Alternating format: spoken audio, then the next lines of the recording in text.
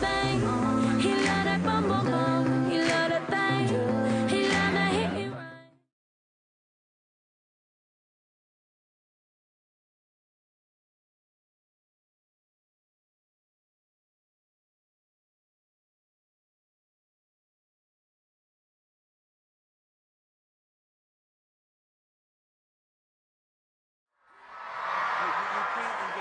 I'm Angelique Roche, and I get the opportunity of being up here for our next panel. Are you excited? Well, without further ado, I'm going to bring to the stage a lot of people who you probably don't need to be introduced to, but I'm going to do it anyway. Karen Gillan, Lee Pace, and Chris Evans.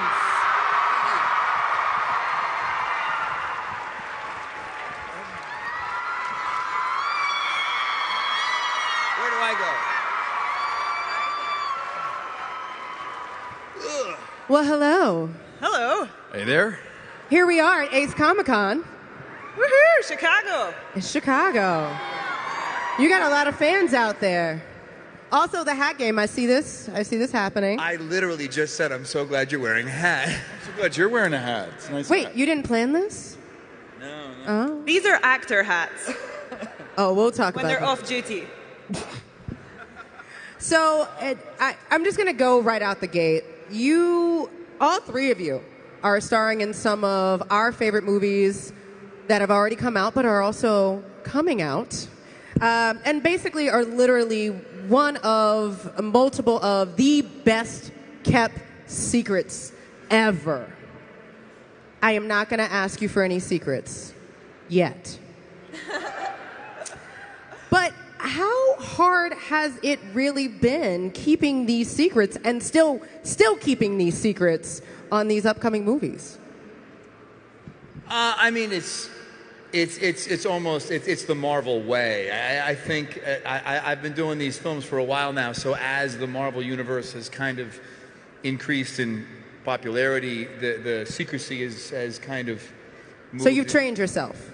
Well, it just kind of has evolved in a very, analogous way. With every new movie, there's a slight tweak in the secrecy, and in the last film, they weren't even giving out scripts. It never feels new. It always feels kind of par for the course, and for good cause. So, Karen. Yes. For many fans, we saw you alongside the 11th Doctor. Woohoo! I can see a TARDIS over there as well. It's There is taking a me TARDIS. back. It was the first picture I took when I got in the room. I was very Good excited. choice. I mean, you can never go wrong with the TARDIS. You really can. So, needless to say, you've spent a lot of time in space and in Yes. time. Mm-hmm. What was the biggest challenge for you jumping from Doctor Who into literally taking over the persona of Nebula in Guardians of the Galaxy? I mean, it's sort of... I now, in retrospect, think it's kind of similar. I mean, I worked on a lot of spaceships, time traveled and ran around space for years. And then I got the role of Nebula in the first Guardians of the Galaxy. And I just remember being incredibly intimidated. I was like, this is a big Hollywood movie, and I work on British television, and what the hell is happening? And then I walked on set for the first day with Lee, and then I realized, oh, this is just another bigger spaceship, and I've got this. It's going to be fine. Lee, Ronan, also known as Ronan the Accuser. The last time we saw you was in Guardians of the Galaxy. And, you were working with the Mad Titan, Thanos, and Nebula. How did you prepare for that role, and what was the most memorable moment for you? Interesting question. How did I prepare? It's, actually Ronan is a lot more like me than any of the other characters I've played. So, actually it was a big relief to kind of just, be the real me. You know what I mean? I spend so much time in movies and stuff behaving like a human and acting like a human that it was kind of refreshing to just kind of You know, just let it fly. You know what I mean? You know. So yeah, there's that. But my most, I guess, memorable thing. I mean, it was like the first time I walked onto the set, because you have to understand, like, I was painted blue, and then I was painted with the big black stuff on my face, and then I had to put pounds and pounds of costume on, and then the helmet, which covered up my ears, and then the contacts that covered up my eyes, and you kind of walk out on stage and you can't see anything or hear anything, and they give you the hammer, and it's like, go, and you're like... I'll remember that. Yeah. So, Chris, Captain America first appeared in 1941, but for a decade of fans, you are literally Steve Rogers. Like, you...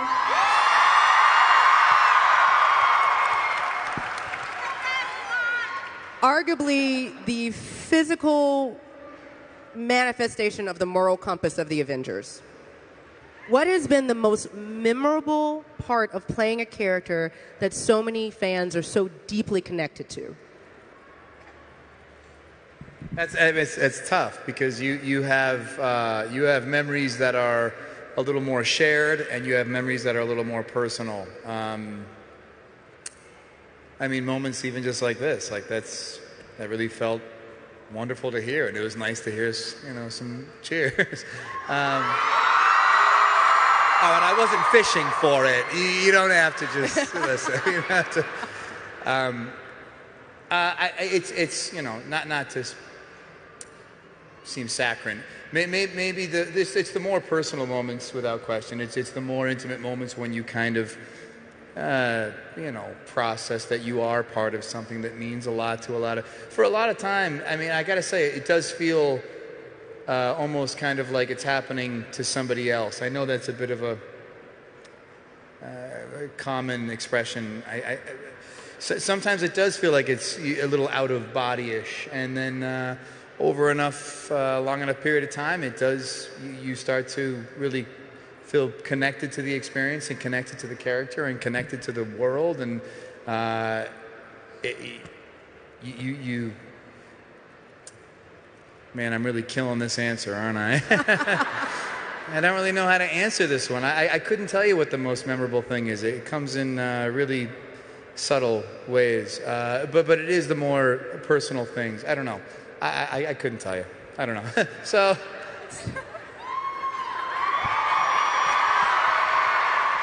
So all you're saying is every single moment was memorable, and I'm here for it. Man, I really butchered that.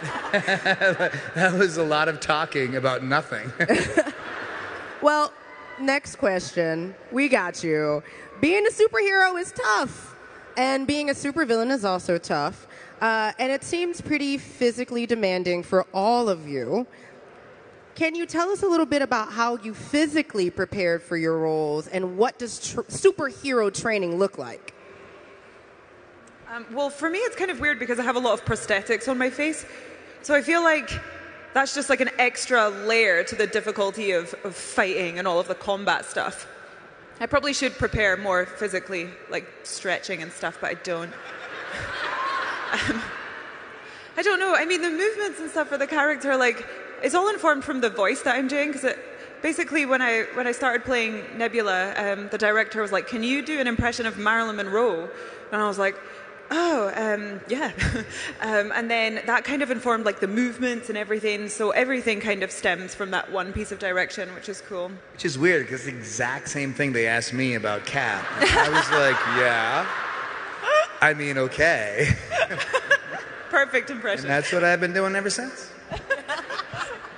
Lee? Yeah, there was lots of working out and eating protein, and we worked. Very important. No, it's really they'll blend up a chicken breast and put it in your hand, and you'll drink it, and it's all normal.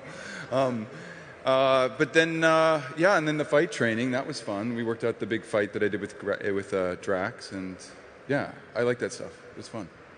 So, Chris, the upcoming Avengers movie is still yet untitled. Don't worry, I'm not going to ask. But if you could come up with a title for the movie, what would it be?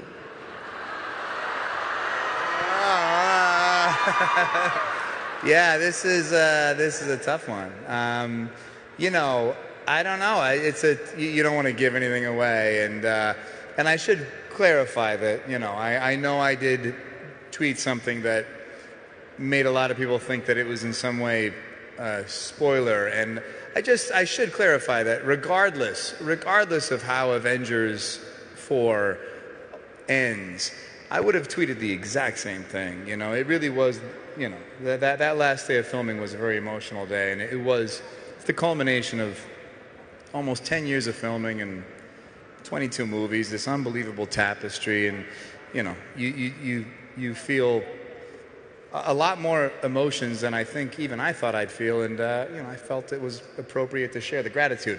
I know it had a ripple effect, but I am neither confirming nor denying anything, and to that end, I think anything I would, any sort of label I would give the Fourth Avenger would give away too much, and It's a smart man. Yeah. It's a nut I'm not going to be able to crack, Really guys. I'm going to thread keep in that trying, needle. though. Karen, you have really embodied Nebula. Even shaving your head for the role. Yeah. Are there... Woo, bald. Are there... hey. Cheers. It's very liberating to be bald. Yeah. And hair insulates a lot. It seems like it would be very breezy. Oh, yeah. Feeling a nice breeze on the top of my head. Although I'm really tall, so a lot of people thought that I was a man. A lot. Are there, speaking of, great segue, are there any parts of your personality that you brought to Nebula's character, whether in the beginning or as the character has evolved? I mean, I would say out of all of the characters I've played, this is the biggest departure from my own personality. I mean, I hope. She's like a sadist. But, I definitely, brought aspects of myself to help me understand the character. The most interesting element of the character, I would say, is this overlooked sibling element. And she's jealous and bitter and tormented, and her sister's just like the better, prettier, better at fighting one. So that was interesting for me to play. I don't have any siblings, but I can imagine that being overlooked by your parents and being in a relationship with your sister like that has got to be pretty awful. But yeah, no, she's not like me. So, Lee, recently it was announced that Ronan, who we last saw losing a very epic dance battle, would be coming back for a certain 2019 movie, Captain Marvel.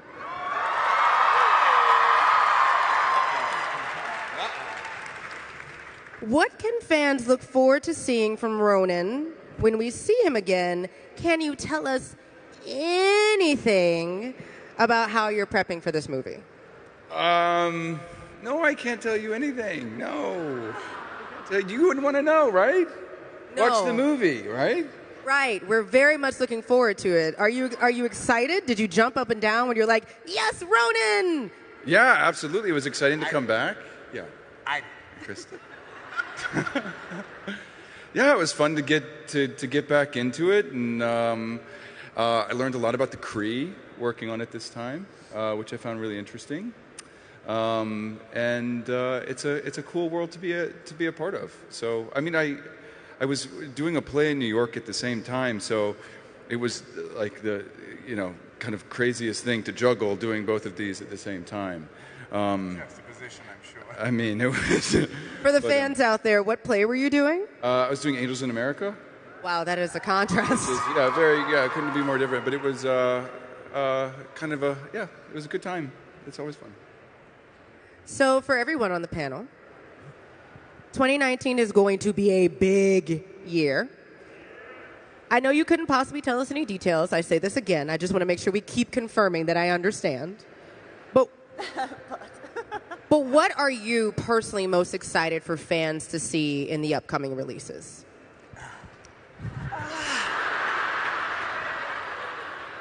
I'm killing Chris here. I'm so sorry. There's just nothing that I can say, but there's so much good stuff. There's so many good things. I mean, I guess all I can say is, if Marvel has proven anything, it's that they just know what they're doing. They know what they're doing. I don't think they've missed a beat. I mean,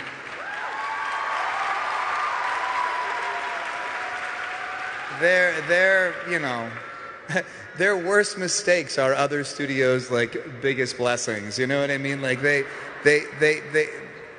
don't miss. They don't miss, and they have not missed with this one. And it really is just an incredible culmination of this unbelievable tapestry of I mean, how many individual series is it? Is it like, what is it, 6, 7 individual plots coming together? I don't know that it's never been done before, and I don't know that it'll ever be done again. And then they really, you know, stick a flag in the ground on this one and pull out all the stops, and you won't be disappointed. Karen, Lee. I'm excited to see what the other actors are doing in the movie because it's such an incredible cast. You know, That says so Brie much how Larson. you're like, I want to see what everyone else is doing in the movie. No, I'm just curious to see them. I mean, Brie Larson, Jude Law, Samuel Jackson, Annette Bening. That's a pretty dope cast. So I'm excited to see, you know, what they do. You know. It's so much more than 6. How many actual plots are... It's more than 6. Did I say 6? It's like 9. There are so many. Sorry. Karen. I mean, I didn't even get a script for the movie, so I'm looking forward to just seeing the movie and knowing what the hell is going on and how my scenes fit into the overall context. I think it's going to be pretty great, though. All right, so we're going to do something fun. Are you ready to do something fun with me? Yes. We've got fan questions, which... there are literally people racing to the microphone. Please don't hurt each other. Be safe. Now, did they know not to go until you said fan question? I don't know. Maybe I'm just I've been in that enough good, airports Chris. to I know don't that that is not in human nature. So first Very, we're going to very take obedient. questions from the app. For those of you who put your questions into the app, we did not forget about you. So I'm going to pick at random. Ooh. All right, this is going to be a weird one, but I'm going to do it anyway because fans Yes, get weird to is ask. good. Weird is great. So, Karen, Yes. Mauve from France. Brilliant. Brilliant. Très bien. If Nebula gets to kill Thanos herself, how do you think she would do it? Oh, this is a real tough delicate balance. Or is it? I don't know. I mean, if I could, like, just abandoning anything that really does happen or doesn't happen, I would like to maybe take the Infinity Gauntlet, put it on, and then strangle him with it. And then say, like, bye, Daddy, or something.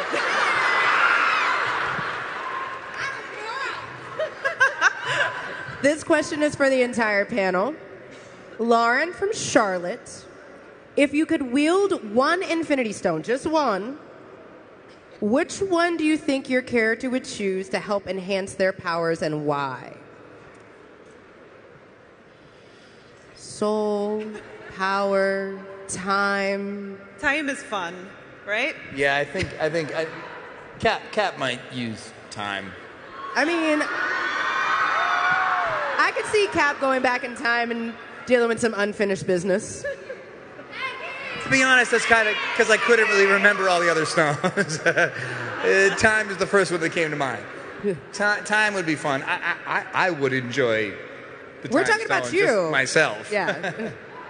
We're talking about us or our character. I mean, either one. Let's make this safe. It could be you. I feel like that's a safer realm for everyone to play in. I don't know if I could just pick one. Oh, I want you to smart man. Oh, you can't just have one, huh? It's typical Ronin. So greedy. All right. So a question that goes right into it, since you can't pick just one. Kelly Dumas from Lombard, Illinois. If you had the Infinity Gauntlet with all of the stones in real life, not your character, safe zone, what would you do with it?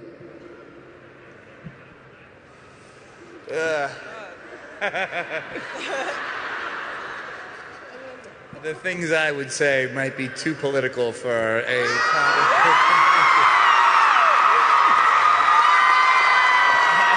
I think I've alienated enough of my base.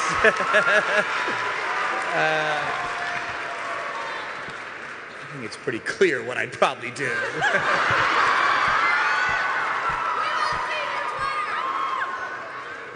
All right, we're going to take this into a safer realm. We're going to go to live questions.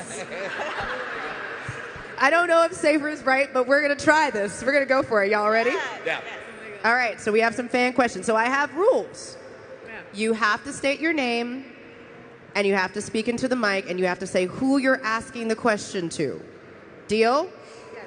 I did not hear everyone in that line say deal. Deal? Deal. Great.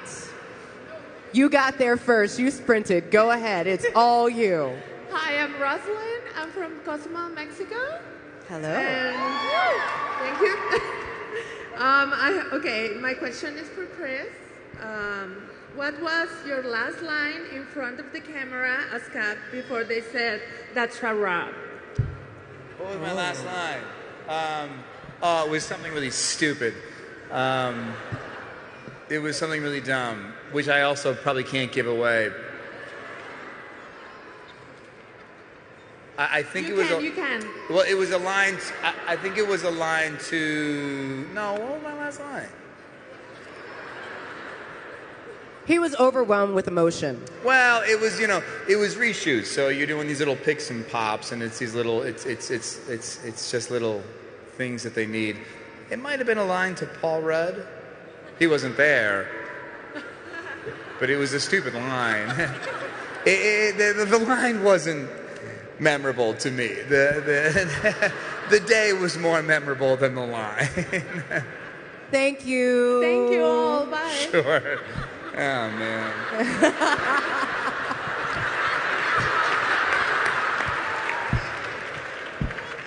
I came here to try and bring the needle back to the middle, and I'm just...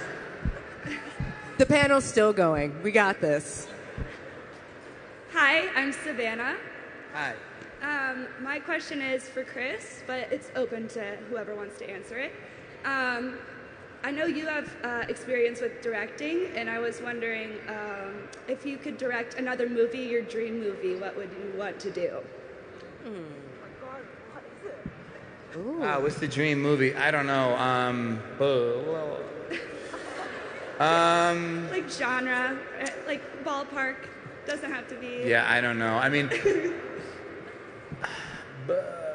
I grew up on movies like the Spielberg era of like E.T. and I think something that has more of a family vibe. I don't know. I think if those movies are done well, there's a real market for them. So maybe something in that arena. Awesome. Thanks so much. All right, next question up. It was a terrible answer. I'm sorry. It was like a non-answer. I knew it as I said it. Hi, I'm David. Hi, David. Lee, I love your shoes. Chris, I love your everything. I was really going to hope... I got to be honest. I was hoping my shoes were going to get some love, too. But, I looked up at the big screen. And They're killer, when I promise. looked at the big screen, the first thing I saw was Lee's shoes as well. And I was like, oh, shit, he has good shoes on. Oh, God, come on. My question... Shouldn't have to be that big on screen. Those are great shoes, though. My question is just kind of open. It's The old double knot. Who would win in a fight between Captain America and Dendril? And who? The Elven King.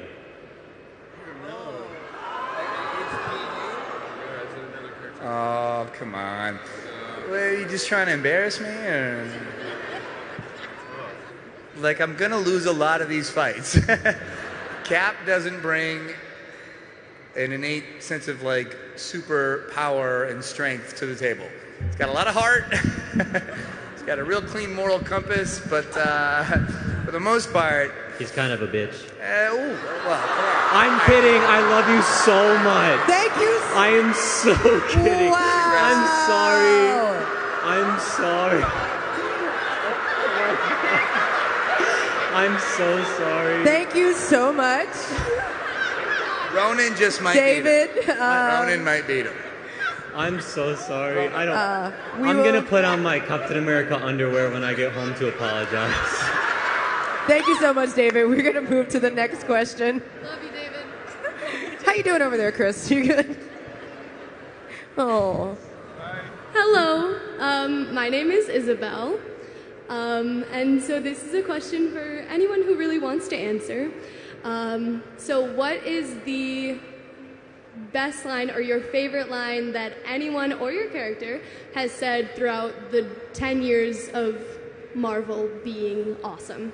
Oh. Is that why everything's on fire? I thought that was one of the funniest lines. It was from the second Thor movie, but I just thought it was hilarious. The end. There you go. Thank you. You guys are up. No, you. I can't remember any of my lines. I always cheat and I'm like, I am Groot. That's Done. not one of my lines, though. But it's any. It's any Oh. anybody in any part of the Marvel universe. What's your favorite line? Oh, of anyone's lines. Oh no, this is made even harder. There's so many to choose from. I quite liked, Mantis. Yes. When she's like, the crabby puppy makes me want to die. Her delivery of that just pleases me so much. I love it. Yeah, I liked when Star-Lord called Ronan a turd blossom. That's a good one. That was there it is. It's a good one. All right. Thank you It's a so good one. much. You can't beat that one. What is a turd blossom? That's why it's a good line, right? She asks Makes the you deep think. questions.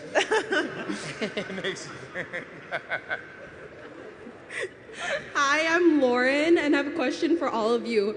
Do you have a certain song you like to listen to before you go and shoot that really pumps you up? That's a good question. I've been listening to a lot of Led Zeppelin for Nebula. I feel like that's what she would appreciate if she came to Earth and listened to some human music. Great. They did really good with Ragnarok. Didn't they have Led Zeppelin as their Yeah, there is. Yeah. That's a great song. immigrant song, right? Wasn't it? Yeah. Oh yeah. Led Zeppelin's great. No, I don't really have nothing. I don't have a cool response, so I'm just gonna. It doesn't have listen to the national anthem. Cool is relative. All right, Wind Beneath My Wings. Really just ready to go. Amazing Grace. Oh, I don't have a good answer. I'm sorry. I wish I did. That's fine. Thank you, guys. Thanks. All right. Hi, I'm Maeva from France, so thank you for replying to my question about Nebula getting like Thanos. My question is for Chris. So how did you address the fact that Steve is now a fugitive? In the comics, he became the Nomad. He's letting go of his shield and the government. So how did you find about, his evolution? Well, that was one of the best ways. It's hard to kind of have a guy whose moral compass is so sound to give him conflict, and they've done a good job, in my opinion, in the Marvel world of not having to disturb what he believes is good, but change the things around him. I think initially in Winter Soldier they change how he views the system. He's a company guy.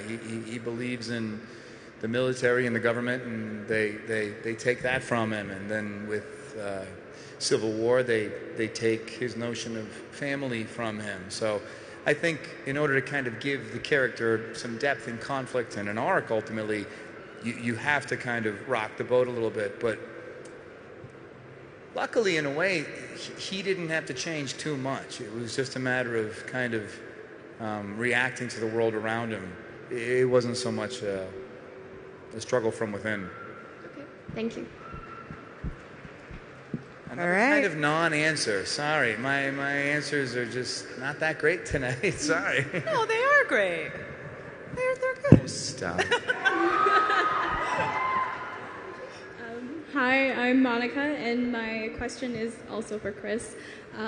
So Steve has had to watch Bucky, spoilers, I guess? Had to watch Bucky die twice in his lifetime. How... Were you worried about giving spoilers to this audience? Well, I It'd be amazing if someone in here was like, shh, I haven't seen it.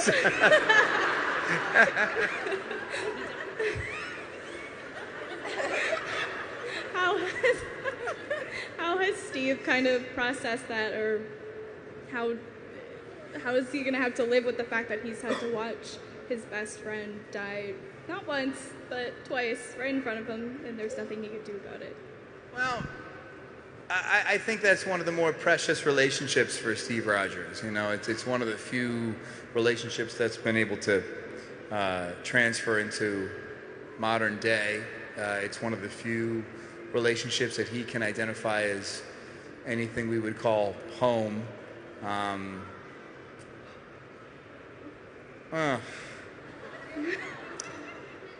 Yeah, I don't know how far I can go into that response. Yeah, I'm gonna have to maybe leave it there. You know, I've already gotten myself in enough hot water with Marvel in the past couple weeks. I'm just gonna leave that one alone. All right, thanks so much. Sure.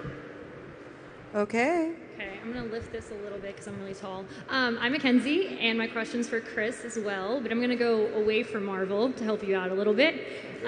You just started on Broadway for a couple months. Do you see yourself going back to Broadway anytime soon?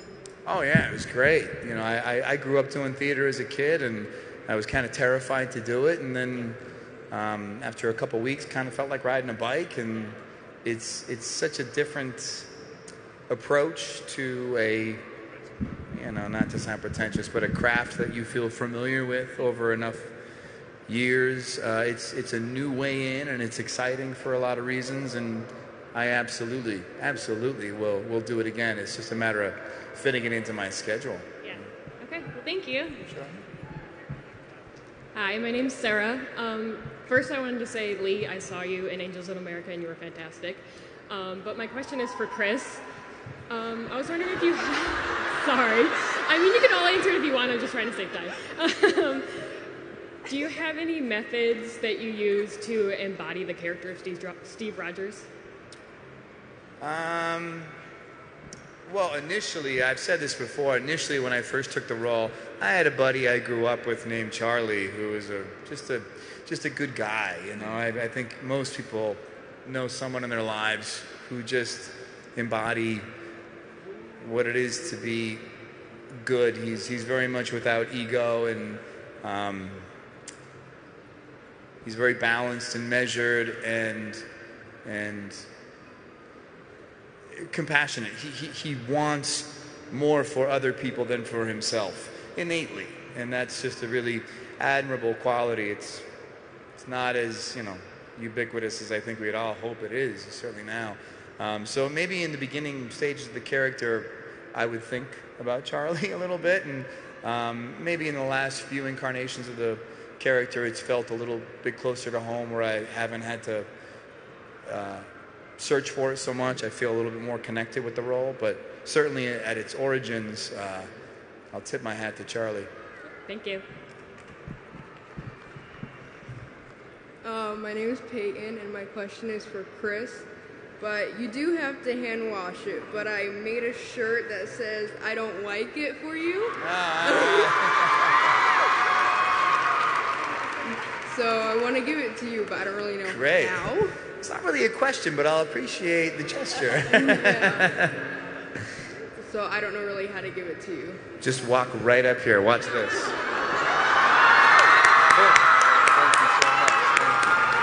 I don't like it. Thank you. Thank you very much. Hi, my name's Allison, and my question's for Karen. So we just saw Jodie Whittaker's first episode as the Doctor, and a lot of people. Have you not seen it yet? I haven't seen it yet, so no spoilers. Okay. Because I'm waiting to watch it with no, I haven't seen it yet. But it's because I'm waiting for my mother to watch it. Okay. Because she's a massive Whovian, so I thought I'd share that with her. All right. Well, maybe just from like the trailers then. So a lot of people are saying that she has a really similar energy to Matt's Doctor. So I was just wondering, yeah, how you think she and Amy would get on. I think they would get on really well. I mean, I have not seen her in action yet, but I think Amy would be confused and then tickled by the fact that her doctor is now a woman. I think, yeah, I mean, and if she's similar to Matt's energy, then I think they would get on pretty well. Yeah, me too. Yeah. Thank you.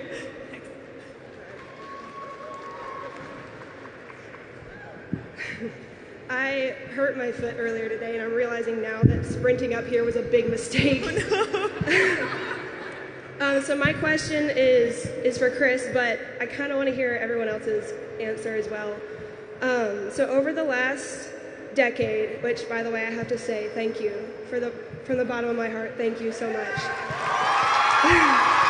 for everything. But over the last decade, what is the most embarrassing thing that has happened to you on set? Anybody have anything? Is it like on a Marvel set or just on any the Marvel set? set? Yeah. Oh. Yeah. I mean, when I fight wearing those prosthetics, the sweat doesn't have anywhere to go. So sometimes when they take it off me, it like actually shoots out and onto people. Oh no. Which is worse for them. But it's pretty embarrassing.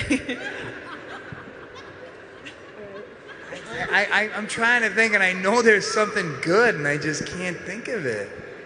I don't know. I can't think of anything embarrassing. Well, then what's a fun thing that happened to you on set? I mean, I think there was a time that I fell down in the costume and I couldn't get back up again because it was so big, and some people had to heave me up. I wish I saw that.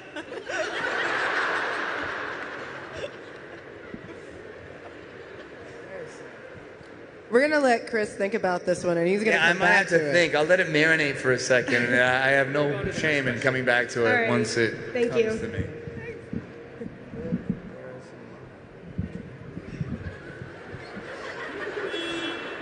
What is happening? Someone's taxi's here. Perhaps it's the TARDIS. It's just ready for everyone to get in. A new sound? It's got a new sound. So all of a sudden it hunks. It's different. I mean, there's a lot of buttons in the TARDIS. That's true. And levers and switches. We have another question. Hi guys, first off, my name is Sarah, and I wanted to thank you for all the work you've done for the last 10 years bringing our favorite characters to life. And my question today is for Chris. What's your favorite memory of filming with Sebastian Stan? Of filming with Sebastian?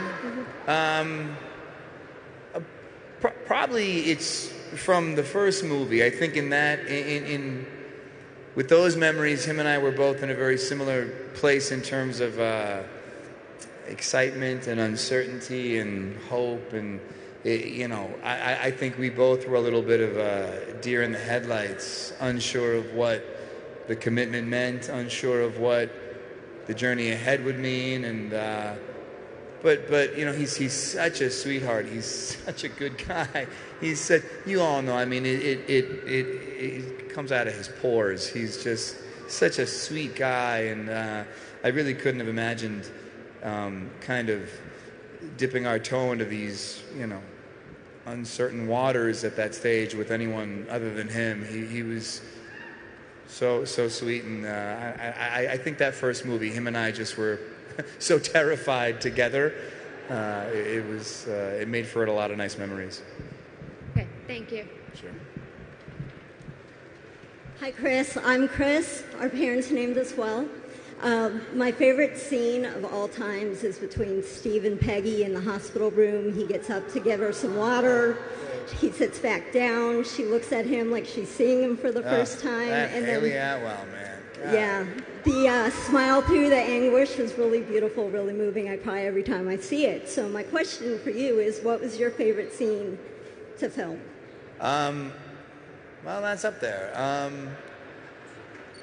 I have a little bit of a. I mean, Haley is phenomenal, and I think that arc for the character gives a lot of dimension, and it's invaluable. And I really, truly don't think anyone could do it the way Haley does it. I have a lot. I have a real soft spot for my scenes with Downey. I think, you know, they do a nice job of giving Cap a lot of conflict in a lot of different ways from a lot of different places, and I personally just really like the specific juxtaposition that Cap and Tony pose, and over the course of these movies, I think they've had a really complex dynamic that I think can be related to on a number of levels. It's not just family, it's friendships, it's brothers, there's, to me, the most identifiable relationship for me personally within the character's arc. Can I get a smile? No. Yes. You imagine if I said no? She asked for a smile. If. All right. I suck today. I like to apologize. I just got over an anxiety attack on Tuesday, so I'm a little bit shaky. Wow, you guys are just so iconic. You guys are so amazing. Karen, I love you. Lee, you're my spirit animal. Chris, you and I should hang out one time, just for one time. Okay. You know. Okay, so dealing with something that I have anxiety, I'm going into a communication career, something I actually want to be doing something just like this in my near future, but I have really, really bad anxiety. And I know, Chris, you have it, and you guys can chime in as well. So how do you guys deal with, how do you guys deal with anxiety like that, like severe anxiety? I'm sorry. Don't be sorry. Thank you so much for that question. You don't have to apologize for anything. I mean, well, you know, I was reading a lot about this because I just love reading like psychology essays and stuff. And like one of the things, which is sort of the thing you don't want to hear, because I definitely have suffered from anxiety. And one of the biggest ways to get over it is just repeated exposure. So it's like you have to do the thing that you're scared of over and over again until it dissipates a little bit, which is not the thing you want to do. It's like exactly the opposite. But I would say just, it's easier said than done, but try and get yourself out there and doing it somehow. I mean, you strike me as an incredibly brave person. To stand up in front of all of these people and speak your truth is pretty cool. So I'm not worried about you at all. I think you're going to do great. Well said. Well said. I agree. I would say that for me personally, I like to kind of back myself into it. The more I remember how big things are, like if you just read a few things about, you know, just, I think it's easy to forget the vastness of everything, you know, the Milky Way galaxy being 100,000 light years across. Well, when you remember, it's so easy to kind of become a little myopic and think our world is the only, just what we see in front of ourselves. But when you remember how big it is and how long it's existed without our involvement at all, to some people that might feel scary because it reduces our experience to a bit of an insignificant level. To me, I feel liberated. So what I use to kind of mitigate the fear of stress and anxiety is remember just how big it all is, and all of a sudden I don't worry so much.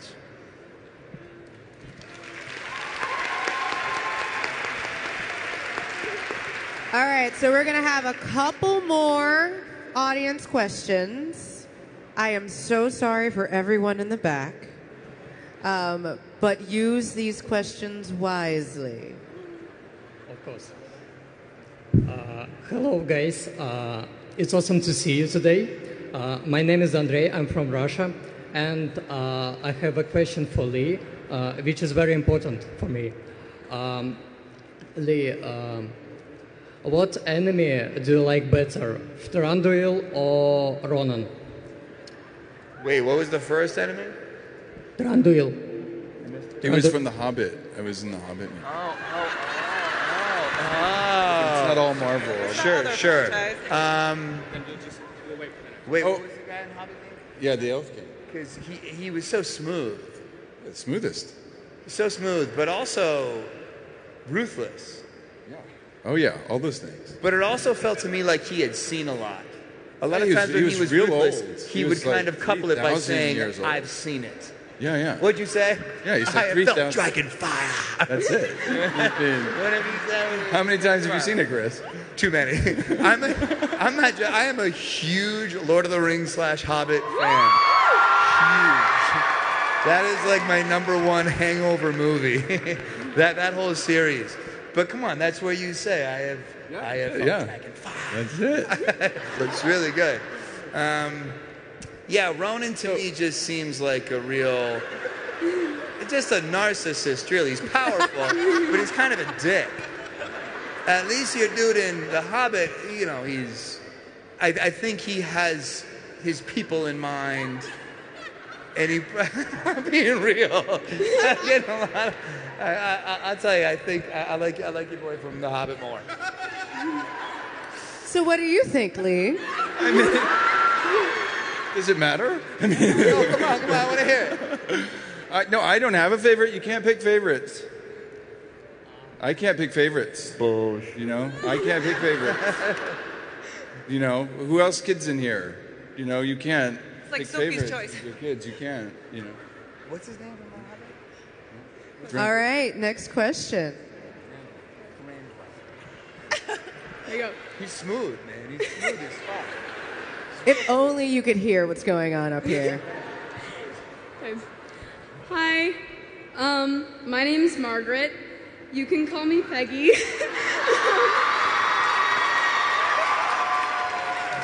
I promise I didn't change my name for the character. Wow, I'm so nervous. I'm forgetting things. I have a question for the captain.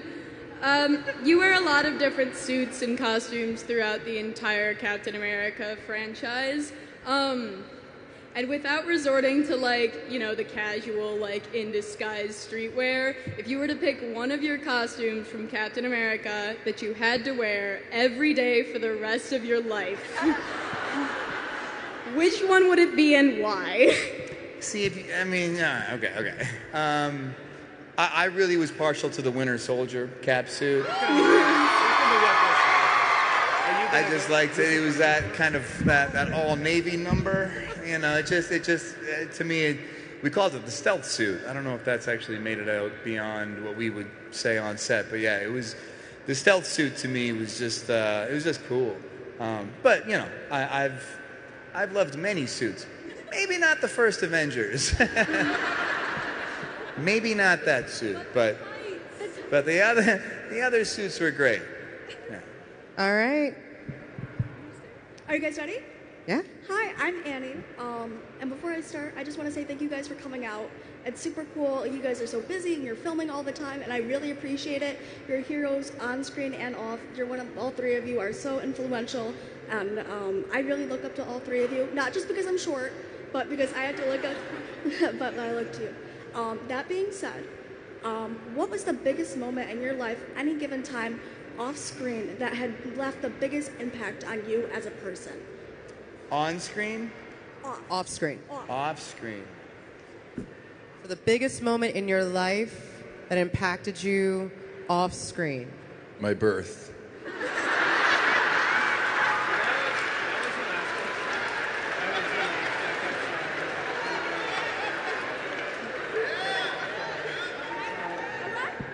I don't know how you beat that. I can't answer after that. It's a very impactful moment. Yes, the most. All right. I might say Lee's birth. Yeah, I agree. Wow. I mean, I agree. It's of course Lee Pace's birth. Lee's birth. Nothing was the same. For all of us. Impacted us all. So I would love to close out panels, and we're not going to close out just quick. We have a couple more questions. Just on a personal note, right? So you've all been able to play superheroes, but in each one of your lives, there have been superheroes. Who are your personal superheroes and why? Can I choose Stanley Kubrick? Oh my God, I just love his movies. He's just a screen superhero maker of movies. The Shining, A Clockwork Orange, Barry Lyndon, throwing that one out. Yeah, I just love him so much. Lee? I would say anyone who gets out and votes. There is a big election coming up, and we need all of you and all of your friends to get out and get your voice heard. That's all I'm going to say. Yeah. God, so well said. I mean, there's such a opportunity to recognize people who have kind of bucked the system and been brave enough to stand on their own 2 feet and be heard for the common good, not just for themselves. And that certainly connects to what Lee said. I'll stick to a bit more of a platitude. I'll say my parents. You know what I mean? I know it's an easy answer, but I don't know that anything that I process on a daily basis would be the way it is without the impact of my parents. So I'll say them.